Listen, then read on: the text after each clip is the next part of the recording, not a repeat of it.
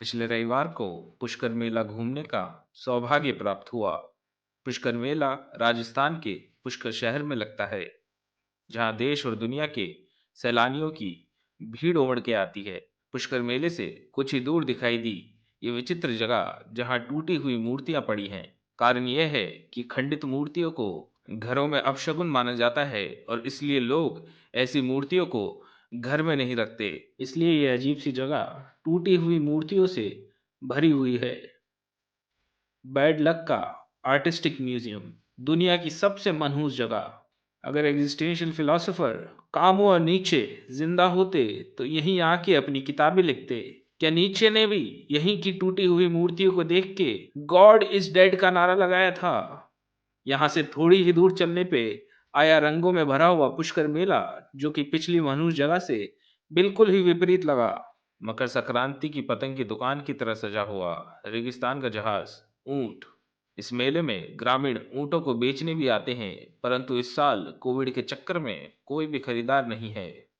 बिकने की आस में जमीन पे बैठा एक ओवरड्रेस्ड ऊंट, रजनीगंधा तुलसी चबाता हुआ ठेठ राजस्थानी ऊंट, बिना पेट्रोल की चलने वाली इलेक्ट्रिक गाड़ियां, इलोन मस्क की टेस्ला से पहले की इलेक्ट्रॉनिक कार, जीवन के मझधार में झूलते हुए कुछ प्राणी,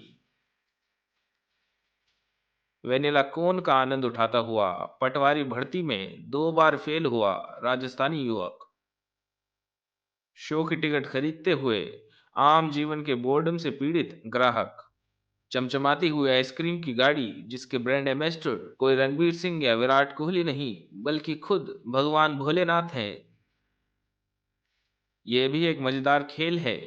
यहाँ अगर फुटबॉल से सारे के सारे स्टील के ग्लासेस गिरा दिए जाएं, तो उस विजेता को थम्स अप की एक बॉटल इनाम में दी जाती है। नल्ले बेरोजगारों के लिए अति उत्तम खेल। राष्ट्रीय बेरोजगार झोटवाड़ा का बनवारी लाल, और यहाँ निशाना चूका और टेस्ट द थंडर करने का बनवारी लाल का सपना अधूरा ही रह गया।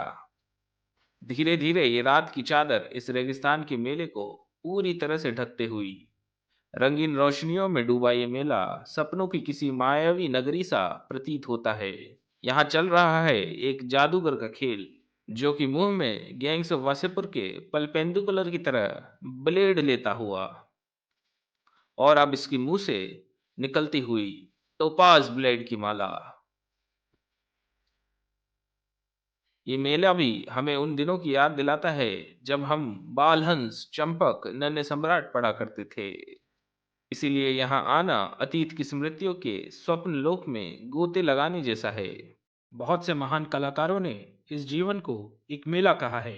कुमार गंधर्व ने अपने गीत उड़ जाएगा हंस अकेला में इस जीवन को जग दर्शन का मेला कहा। तो वहीं दुनिया के सबसे मशहूर हाइकू पोएट बॉबी देओल ने कहा कि ये दुनिया हसीनों का मेला, मेले में ये दिल अकेला। तो वहीं महान सूफी कवि वारिस शाह की कविताओं से प्रेरित कोक स्टूडियो के गाने में ये कहा है, चल मेले नु चलिए, आखिर जाना मरवे मेले नु चलिए। तो क्या जीवन भी पुष्कर के मेले की तरह है, जहां मुसाफिर कुछ समय के लिए आता है, खेलता है और फिर वापस लौट जाता है उसी जगह जहां से वो आया था।